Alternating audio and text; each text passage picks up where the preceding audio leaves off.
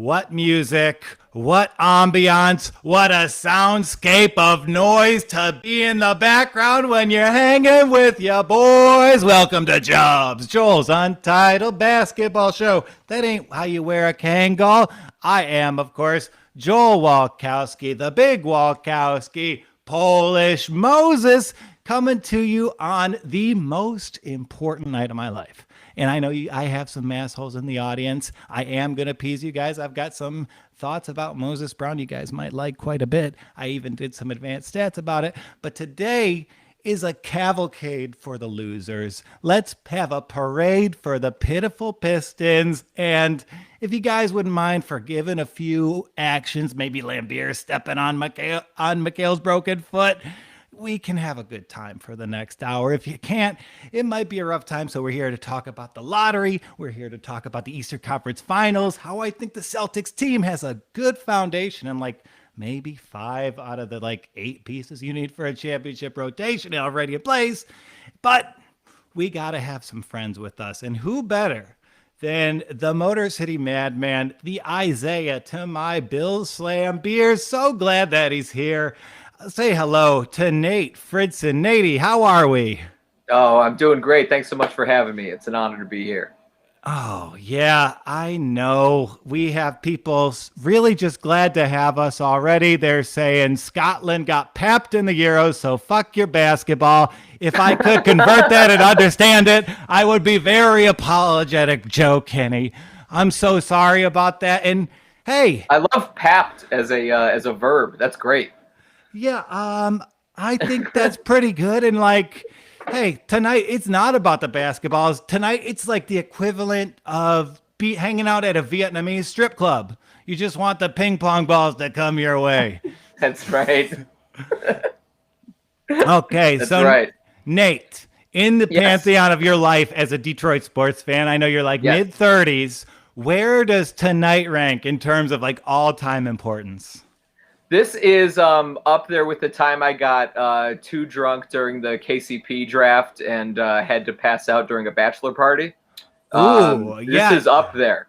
I woke up to see the Pistons draft future NBA champion KCP, and that's when I knew that I was doomed to love this team forever. But this reminds me of that night. The feeling I have in my stomach, I feel the same as that. It was elevation sickness. It had everything. Yeah, and it is a feeling of dread coming through us because I don't know I know you guys in Boston have had a good time. You've won some deals, Joe Barry Curl for Robert Parrish, all that shit. Detroit has never moved up in the lottery. We're the Jeffersons, baby. We just stay in squalor and pick guys like Stanley Johnson, Rodney White, and just replacement level small forwards, Sekou Doumbouya. But before we get into it, I know we are probably all fans of the Bill Simmons universe here. And last 2 episodes, he's been talking about The Franchise by Cameron Stoth. I read this amazing sports book. I really enjoyed it. It's like $40 on eBay. Nate, it's heading your way. That's the level of friends we are. But there were 2 details in this book that I thought were pretty funny. If you were building a championship basketball team, Nate, what would you be focused on in the middle of the season? So in the middle of the season, you're mostly just making marginal moves, I would say. I would want to be, try to probably add a little more shooting. It's the 80s, so you definitely need more rebounding. You want to, get some depth in the front court. Those would be the main things. Little shooting, little depth in the front court. Yeah, and you might be right, but actually, the Pistons GM at the time, Jack McCloskey, he was focused on writing Nassau letters so he would get to join the Challenger crew. There's 2 pages about this guy just keeps writing to NASA and all he wants to do is ride on this. And there's even an anecdote of him in his office being yeah, they let some teacher go on. it's arguable who was having a better year that year. He was building an all-timer. And the other piece of information, the other great anecdote, the kernel that I must report to you guys, everyone knows that song Rock and Roll Part 2 by Gary Glitter. Da-na-na-na-na. Hey! Yeah. That's the one. The Joker Stairs song. That song, yeah, it's a great tune. I mean, he did some bad deeds, but like, it's a gem. It's a jam. You can play it all summer. That song was not a hit before the Pistons GM made it a hit. They start. Sorry, go ahead. He's a tastemaker. He is. He's a tastemaker. He's he's. I guess he is. He does have that charm touch. So he made Gary Glitter a hit, and he stayed off the Challenger. So those were the two. Those are the two ways he's just living a charmed existence. And of course the Adrian Dantley trade was, you know, everything about him just like making the right moves. Yeah, and I would argue, like, does missing a seat on the Challenger, is that more or less like, are you happier with that than an NBA championship? I mean, it's they say winning is a relief, right? Yeah. So that's probably just that. Man. Okay, so let's talk about the affairs of the day. Let's talk about on-camera representatives. Take a look at the docket here. We have some impressive people, and I don't know if this is a good sign, but the Pistons are sending Ben Wallace. And, you know, first of all, I went to vote because today's the New York City mayoral election. The guy who took my vote wearing a Ben Wallace jersey, I think that's a good sign. That's a great sign. I think that's a great sign. I am a little nervous having Ben Wallace there as he was not drafted. Yeah, so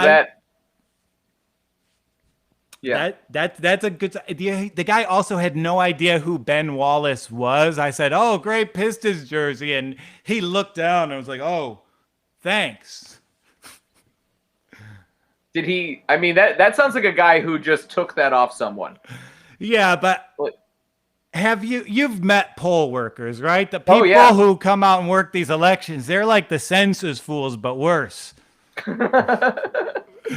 Like the census fools, they're smart. They only have to work once every 10 years. These guys, they have to work once every 4. So not the level of like citizens you have with census takers. Level of citizens. Okay, so let's talk about this from a karmic perspective. Who deserves to win tonight? Well, I might be attacked for bias here, but the Detroit Pistons have never moved up, as has been talked about ad nauseum. But not only have we not moved up, the Detroit Pistons have not had a number 1 pick since 1970 when they took Bob Lanier. Yeah, and so, I pulled the odds up here. It is basically Detroit, Houston, and Orlando. They have the same odds of the number 1 pick. I will also go back to the handy dandy representative tracker, and I will show you that Nazir Muhammad is there for the Thunder and Ben Wallace is there for the Pistons. He followed Ben Wallace in the Detroit Pistons lineup. He's not going to jump him in the lottery tonight. So you know OKC ain't moving up. They're out of the picture. What do you think about that, Nate? I think that's absolutely right. I mean, it's scientific. It's just it just makes sense. Who had a better career? Ben Wallace, undeniable Hall of Famer. So you're absolutely right there. And Orlando, how do you define, how are we defining karma here? Because Orlando, certainly I feel bad for them, but you know, failing does not win you karma. It's not just like it's not just like all the negatives make you a positive eventually. That's not how that works. And I got to hand it to Orlando they weren't this bad of a team. They actually got hit by the injury bug in a terrible way. Jonathan Isaac is one of my favorite players. Yeah. And Markelle Fultz, they did a good job with that reclamation project. So like they did some interesting things. I wouldn't hate to see them get the payoff. Oklahoma City, Cleveland, Minnesota, those are the teams that do not deserve to move up in my estimation. Yes, absolutely not Minnesota and absolutely not Cleveland. Orlando, I guess, I want to give them they have good karma coming their way for trying to revive Markelle Fultz, I think. So that has won them probably some goodwill, I would imagine. Yeah, and real talk, like Minnesota is one of the worst run franchises in professional sports. They do not deserve to be rewarded. That should Absolutely have not. that team is more talented than the Memphis Grizzlies. I'm sorry. Like, Oh yeah, Minnesota has real talent. yeah, and it's kind of like similar to Detroit and the Ford family. When you have like brain dead people running the operation, there's only so much you can do. Right. So I will go with, if it's not Detroit, who I did think genuinely tried, had player development, I'm going to go hot take. I hate to say this, my friend. The Chicago Bulls Oh, come deserve on. some What good the karma. hell? What the hell is this? Hey, they were in win now mode. They made a bold move and it didn't work out. I'm in on every swingman from Florida State that comes into the NBA, and Patrick Williams, he suits the bill like more than any of these mid-tier teams. Like New Orleans, they're terribly managed. They've had the opportunity. Toronto, they're just paying a visit there. Minnesota, Right. Cleveland, like Chicago, they're at least trying to win. They're rehabilitating like Zach LaVine and making him into like an efficient, interesting player. So That's true. Got to give it that. similar. Gotta give it that. Yeah. So if these Boston guys are going to be cool to us, and our Boston viewers have been thus far, I'm going to go ahead. I'm going to like extend that same courtesy to our most hated Midwest rivals. Oh God, it pains me to say, and I feel like in this jersey I really shouldn't be doing this, but you're right. It's about karma, and it's what Chicago's done is undeniable. I hate to say it. I do like Kobe White. I hate to say it. Yeah. So The Vucevic move was cool. It was cool, but it didn't work. But it might work because they didn't give it the right sample size. It's not about assessing it and like, oh, this didn't work for this 25 game stretch. I mean, it's a foundational piece, and that core can come together in the next 2 to 3 year window and like maybe not contend for a title, but compete with Indiana's like the interesting reclamation fringe playoff team prospects. Yeah. Yeah, I don't want Indiana's in this, right? They're in this lottery, right? I don't want them. Yeah. I don't want them getting anything. Yeah, and I mean, if you just want to go for complete long shots who've actually done a good job, who've done a service to basketball, if you guys are basketball nerds whatsoever, check out the Charlotte Hornets. Oh man, it's fun. Yeah, and there is like a model for small market team building. Like you get a good coach who's like runs a system, runs a culture, and give him the reins. Yeah, and also get get an electric talent. That helps too. Get a really flashy point guard who gets everyone the ball and can get Miles Bridges some dunks. Yeah, and I mean, maybe this is not the craziest hot take, but every guy who handles the ball on Charlotte did a great job. That's coaching. Like maybe LaMelo won Rookie of the Year, but like everyone in the lineup under Borrego was pretty productive for that team. Malik Monk showing signs of life. I mean, come on. Yeah, like even though the like playing game went horribly for him, Borrego was actually my ballot for Coach of the Year, and I do in fact get a ballot.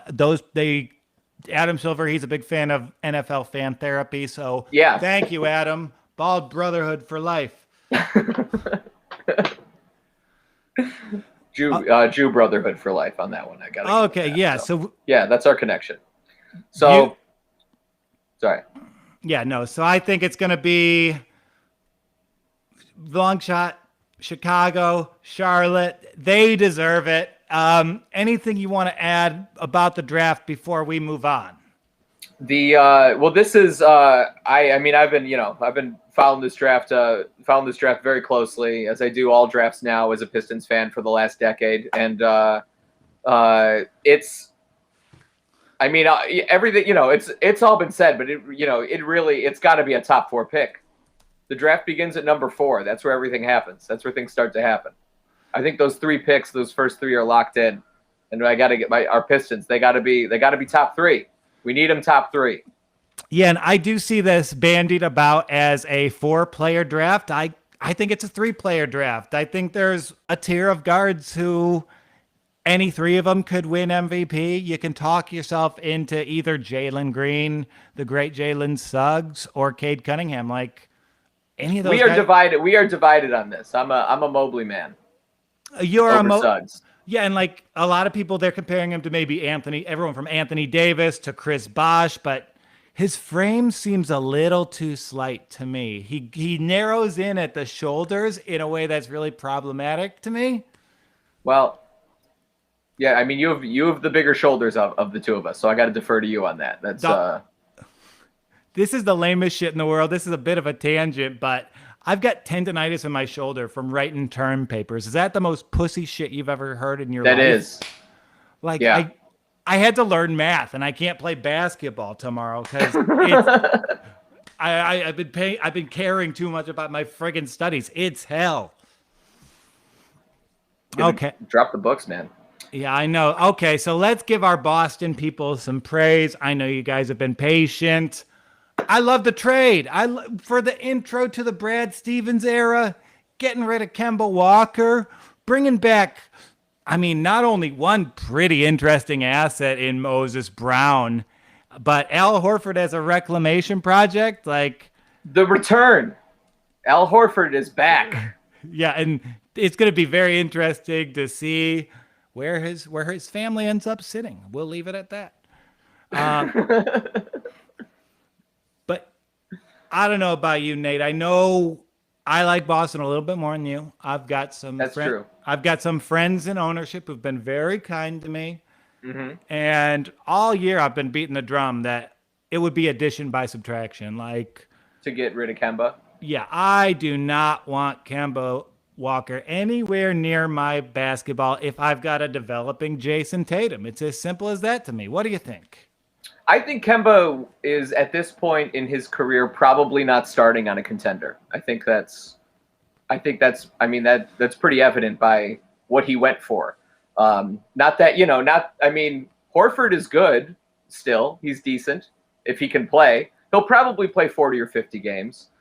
You can't assess Horford. Sorry, go ahead. You can't assess Horford from Oklahoma City. It's like he's kind of like this responsible adult and like, yeah, guys in their 30s on tanking teams. We just saw it with Blake Griffin in the Nets. Like smart players fit better on contenders. That's true. I think they really have the Celtics really have some depth now. I think it was a really good trade for both teams. Actually, I was really surprised that Brad did not get just like washed on his first trade.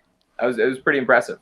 I got to say, I'm loath as I am to say anything nice about Brad Stevens, but I got to say he did well.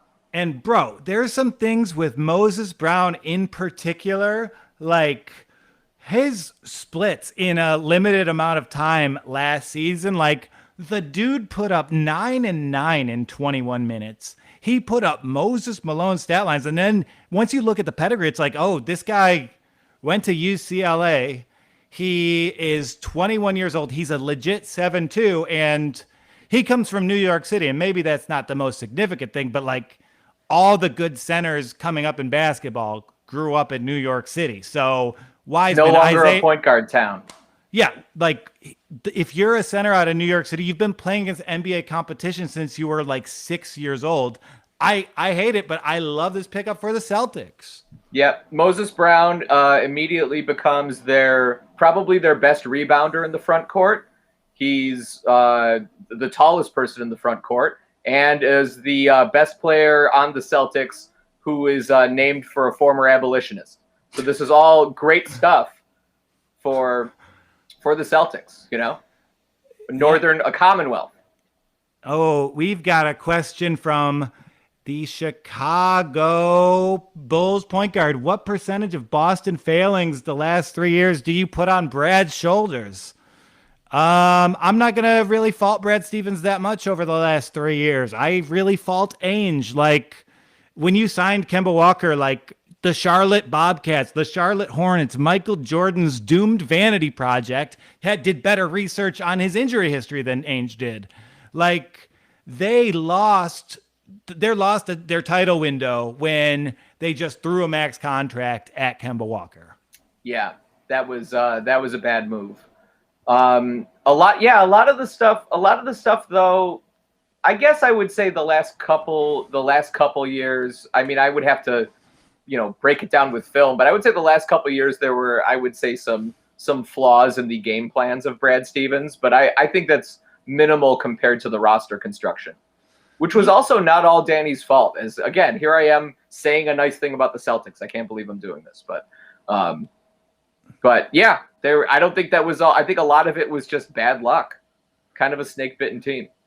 Yeah, and I think it was bad luck, but it was Ainge who didn't really grasp that, like, the big man was kind of changing how they were used throughout the NBA. And let's be real, there's the worst mistake an NBA team can make is giving a max contract to the wrong guy. You do that, you lose your job. That happened in Dallas. They gave Porzingis money. It happened in Boston. They gave Kemba money. And it's going to happen in Atlanta when they give John Collins money. Oh, they shouldn't do that. They absolutely should not do that. I don't know. He's mathematically efficient. Sure. When is it starting? I don't know what that means. Okay. I mean, it's all around us. Yeah, it's happening. Look about you. Yeah, life, we live it every moment, my man. It's going on live, in person. I did too much LSD during my youth. I tell you what. But anyway, like I said earlier that I thought the Celtics maybe had like 5/8 of a championship rotation. Like, hey, I kind of love the Time Lord Moses Brown platoon. I love it. And I love having Horford there to show them around, to show them things. Like Horford loves to run still. He can still get out on the break. So that's great. And that's great for them. You're going to need him for spacing issues, especially with those two. Yep. So he actually plugs in very well. And guys, Boston fans, if you ain't stoked about this, like, plug Moses Brown into YouTube. Like, he was showing out at the end of last year. You don't have to watch Tristan Thompson anymore. What else is there to, like, what else do you need here? This is it. Yeah, you guys have two good centers. Kardashians is off the air. You don't have to watch Tristan Thompson anymore on so many levels. Wipe your hands clean. Yeah, erase that man from your consciousness. Maybe there was a man who looked like a buffer Michael B. Jordan from the Creed films in the NBA, but damn if I don't remember it anymore. Congrats, Boston. You got rid of one big loser. You did. Okay. Loser with a ring. Wow, we haven't even gotten to the conference finals yet. This is great. We've talked about Gary Glitter. This is great. Oh, the Harlem Globetrotters asked to join the NBA. Oh my God, demanded that they become a franchise for all they've done. Yeah, like, guys, I'm sorry. I know we're off topic a lot, but you have to see this shit. Oh my God, Hachi, look at the letterhead. Harlem Globetrotters. Live tour. Team news. They took a screenshot of their website. They hit Control-Shift-4. They dragged the apple, and they didn't take out the website. Those are links. Oh, that's so funny. Oh my God. Oh, what boy. Man. Wouldn't it be great if they said yes and, like, Seattle was just left in the rain again? New York has 3 teams. Yeah, 3 teams. The Nets would be the 3rd most popular team in New York. Easily. And, the Washington Generals, they should actually add the Washington Generals to the WNBA just so they can lose all those games. Have it be like the Battle of the Sexes for 2021. Yeah, I like that. Yeah, that's my progressive option. Okay, we have to talk about the conference finals. Unfortunately. Okay, I think we are unfortunately going to be due for some duds. There's a possibility that the second round was the greatest round in NBA history. I think there's a real possibility of that happening. And, that being said, it's time for some clunkers. I couldn't agree more. I thought, I don't know about the clunkers thing, but I couldn't agree more. This was some of the best playoff basketball we've had in a long time. And to go on social media and see all these people complaining about how the NBA is in trouble and they got to worry about, all this. It's insane to me. The level of play has been so good. It's been so fun to watch. We had numbers of series go, a couple different series go 7 games. What else do you want? Yeah, and this league has been pushing off a youth movement for decades. I think that Tom Brady kind of changed the way like we view older athletes. So it's like, oh, we've got this net super team. They're all over 30. Like, right. There's a bunch of awesome 24-year-olds ready to just rip it from them. Just take over. Yeah, who cares about the ad buys for laundry detergents? Go to hell. But I will say very quietly, the NBA is very quietly giving Phoenix a favorable schedule. We saw the Clippers. They came back from a big deficit on Friday night. They played early on Sunday afternoon. I did not understand that. Now they're playing again. This Suns team Suns team had a week rest. This is wild. Yeah, it's set up for, man, it is really set up for the Suns and Chris Paul, and which I don't want to get too far ahead of myself to be on the to go into the next round, but were it to be Suns Hawks and the Hawks won, Trae Young immediately becomes the greatest NBA villain of all time. If he is the leader of the team that keeps Chris Paul from winning a ring in the only chance he will probably get, man, what a narrative. He just him bent over, just yeah, and Mr. Burnsing. And really, you watch the Hawks, you watch the Clippers. These teams just shoot so many 3-pointers. Oh my God. They took the Warriors model and they just injected it with Canseco's steroid load. And now we're watching Reggie Jackson, one of my least favorite players in NBA history, swing playoff series. It's flabbergasting. It's flabbergasting, and it's the number of Pistons fans I know who are happy for Reggie Jackson. It's like, do I have to send you the tweet, the texts you sent me while he was playing for the Pistons? You're happy for? I mean, I wish people well. I know I want to have goodness in my heart. This is all about karma. But goddamn, man, come on, Reggie Jackson. I gotta watch Reggie Jackson and Luke Kennard hit shots for a team wearing white and blue. I hate this. It's Paul George and the 2016 Pistons, and they're trying to go to the NBA Finals. Luckily, Adam Silver, he's like, oh, Kawhi's trying to come back. We got to move up that game. Yeah. I'm such a big draft nerd. I've been following this lottery for so long. I remember months ago, it was always going to be synced to this first game of the Eastern Conference Finals. And then they switched it last minute. They switched the schedule of the Western Conference games? Yeah, I mean, today it should be Hawks Bucks, but it's Clippers Suns, and like you think that doesn't matter, but like Kawhi Leonard is rehabbing. Kawhi's rehabbing a knee sprain, and he needs some time. But I don't even know what that character was. I think that was like I don't know, a 70-year-old asexual Upper East Side Jew. I mean, shouts to James Heskey. Yeah,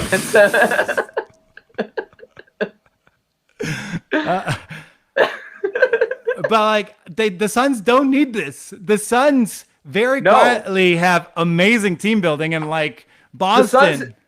The Suns have the only healthy starting lineup, the only healthy starting 5 of any of the teams.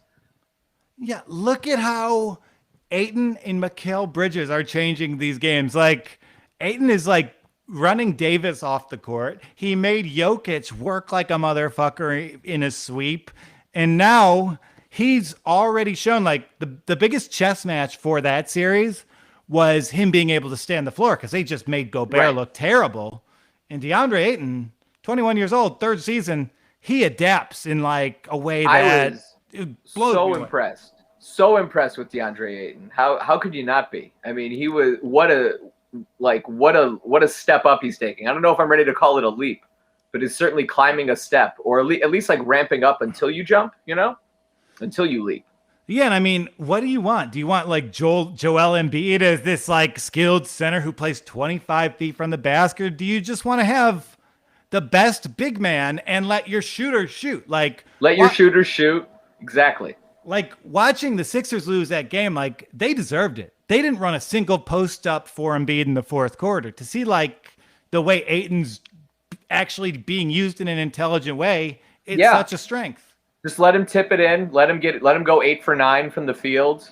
Get 9-10 rebounds. Perfect. What else do you want? Yeah, I mean, and along those ways, okay, you ready for the wildest hot take of all time? Let's hear it. I love a hot take. Okay. This title is going to turn on Mikal Bridges. It's been decided already. Mikal Bridges finals MVP? Not finals MVP. He won't get the credit. But in terms of like who they're going to match up with on the other side of the equation, like. Oh, well. Yeah, I mean, the best defender, the best wing defender is obviously going to be crucial to any NBA matchup. Everything is, based around the wings. Everything is based around pick and roll. Your ability to. He's also great. He's really developing on offense, though. Mikal Bridges is. He's really taking steps forward. Great cutter. Absolutely. And not only do the Suns probably have the best backcourt, they have the most athletic big man and the best perimeter defender. I don't know, dude. And I know that, I'm a little bit of a numbers guy. If you look at Mikal Bridges' first 3 seasons, they compare very similarly to Kawhi Leonard's. And they both kind of have that freakish length in their arms. So yes, I think the Suns might be here for a minute. And also, I don't know what Mikal Bridges' voice sounds like. So it's similar in that way.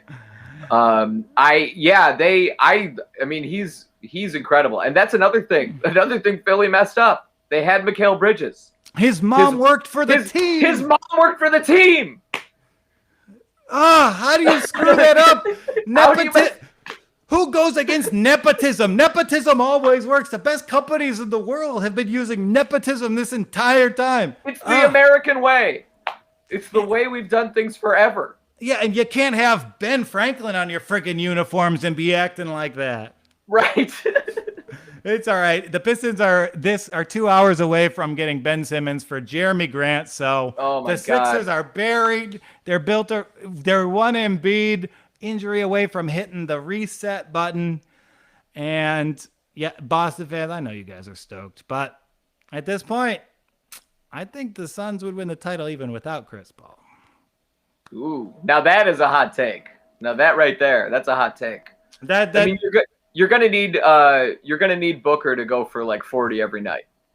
But with Ayton and Bridges just tiring out the opposition at the most important spots, and like, especially for the way they lines up with every other team left, it's kind of a good bet that Booker's going to be able to just have a blast. I mean, he can just get loose in the mid-range. Like, he could just do whatever he wants. All right. So, yeah, it's crazy. And have you seen the videos of Booker rolling up with a Cadillac? No. Oh, yeah. That's, I mean, it's like an Eldorado, like an old Cadillac, right? Yeah, like he's got that kind of cool superstar thing. Yeah. I don't know. So do you want to talk about the Eastern Conference? You want to talk about the Trae Young show? Let's do it, man. He's crazy. I mean, he's making us all eat crow. I think a lot. I was certainly one of the people who thought, the Hawks were insane for trading for him. I gotta say, I mean, I still think it's probably better to have Luka, but I mean, man, Atlanta loves Trae Young. People love this. They love this guy. And let's end it right here. Like that Sixers series with the Hawks winning, that was not an upset. Right. Yeah. I gotta say. Yeah. Like they won that without DeAndre Hunter, who was like the 4th overall pick in a draft, coming into his own. They won it without their second best defender, easily behind Capella. Yeah, Bogdanovich was injured too, and like Trae Young shot Kobe-esque numbers in Game 7, and they won that game kind of easily. Like, I never had any doubts Atlanta was winning that game. I had so much money on Philadelphia, and I knew it was gone by midway through the first quarter. It's man, I'm astonished by it. It really shows how bad the last coach was, I think, or just how much that team hated him. It's really, for Nate McMillan to come in and just run with it, you know? And we talk about the chip on the shoulder, like, Indiana ran him out of town. Like, his teams were injured every postseason. Like, yeah. I don't know what Indiana even evaluated him on. That's how injured they were. They just wanted their own Nick Nurse. That's what Indiana wanted.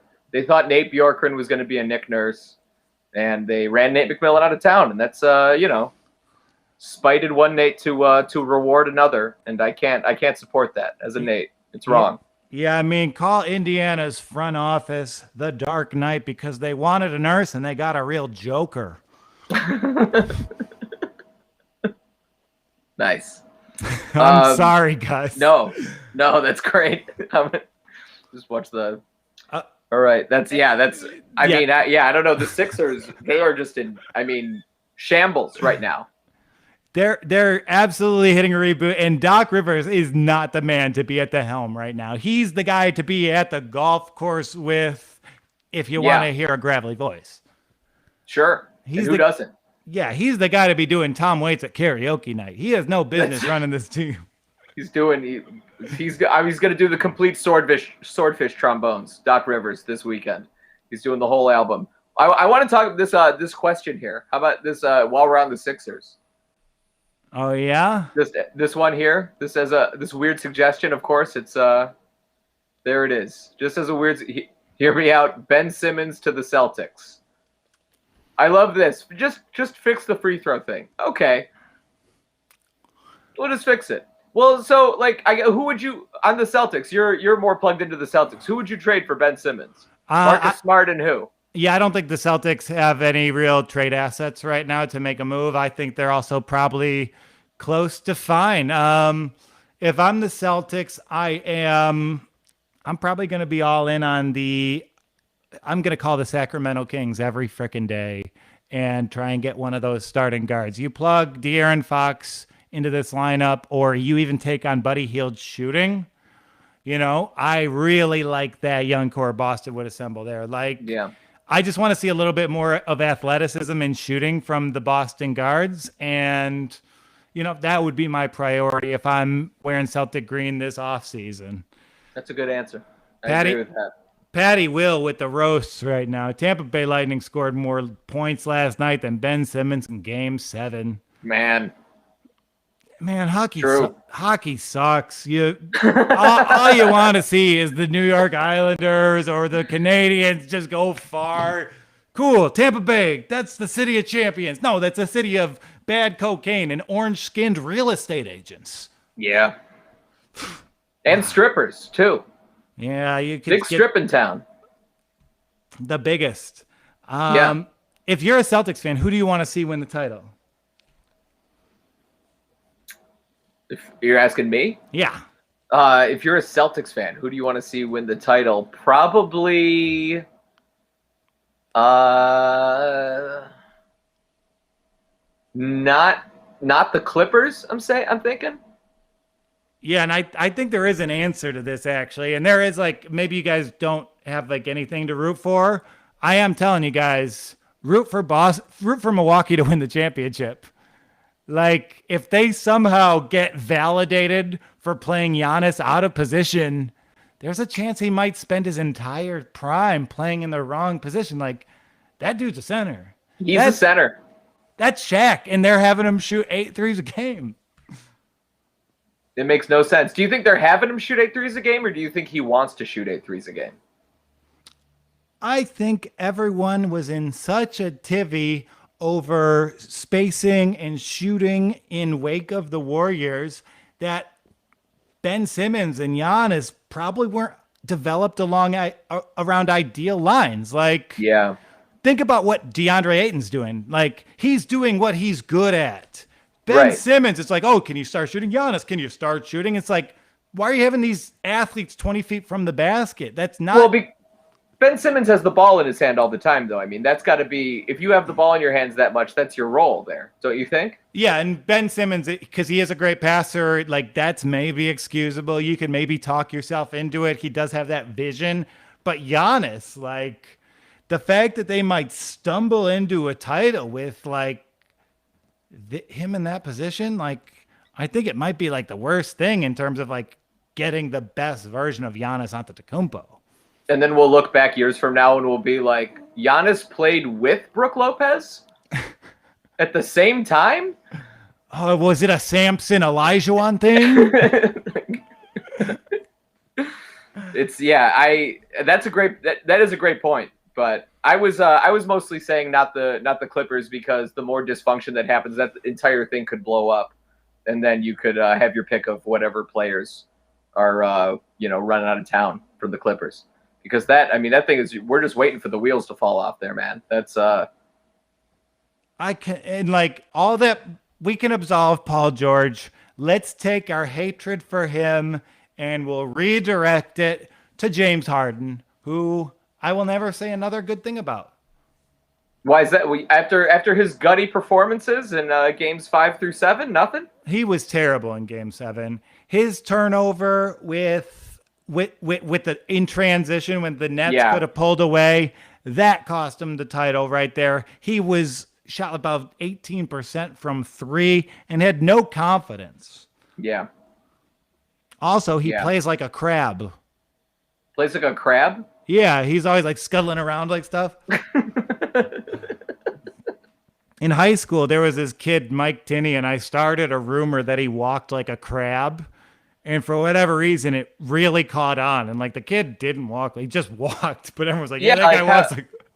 How didn't it once people saw him walk, didn't that end the rumor? No. I said he walked like this, and people were like, yeah, that motherfucker walks like this. And that's what I think about when I watch James Harden play basketball. Think about the crab. All right, I've put this show off the rails. Natey boy, where can we find you? Oh, follow me on Twitter at Nate Fridson, NateFridson. That's where I post jokes, basketball takes, and talk about shows, post about shows that I'm doing. So follow me there. And of course, I am Joel Walkowski. You can find me at Twitter, The Big Walkowski, at Instagram, Joel Walkowski, or at the bottom of the East River if the Pistons pick 6 tonight. Let's go. We can't have that negative thinking, man. All right. The power of Tayshaun Prince compels you. I got to go meet my destiny. Until next time, this is Joel Walkowski. Walking off.